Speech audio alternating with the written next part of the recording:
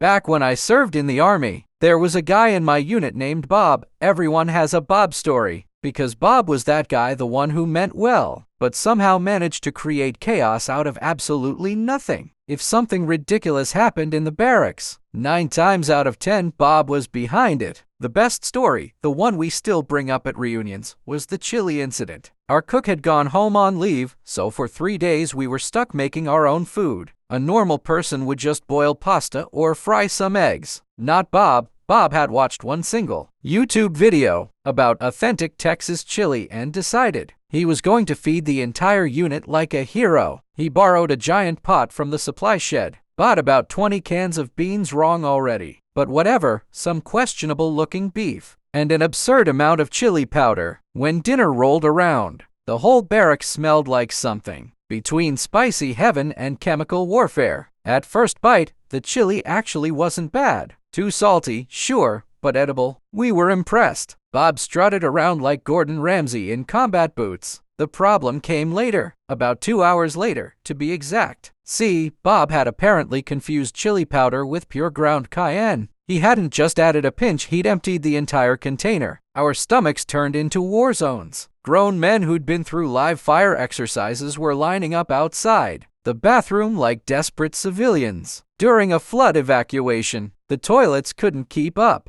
At one point, the captain walked in, took one sniff of the air, and immediately walked back out without saying a word. And Bob was sitting on his bunk, happily eating a second bowl of his own chili like nothing was wrong. He swore it tasted fine. He even asked if we wanted him to make more the next night. The collective groan that followed could probably have been heard 3 towns over. We still tell new recruits about it. Never trust Bob's cooking has become an unofficial unit motto. To this day, if someone screws up in the kitchen at a reunion, we just shake our heads and say, "Careful, you're going full Bob." The funniest part, Bob actually thought the whole thing was a success. He told people, they all went for seconds, and nobody forgot it. That's what I call memorable food. And honestly, he's not wrong.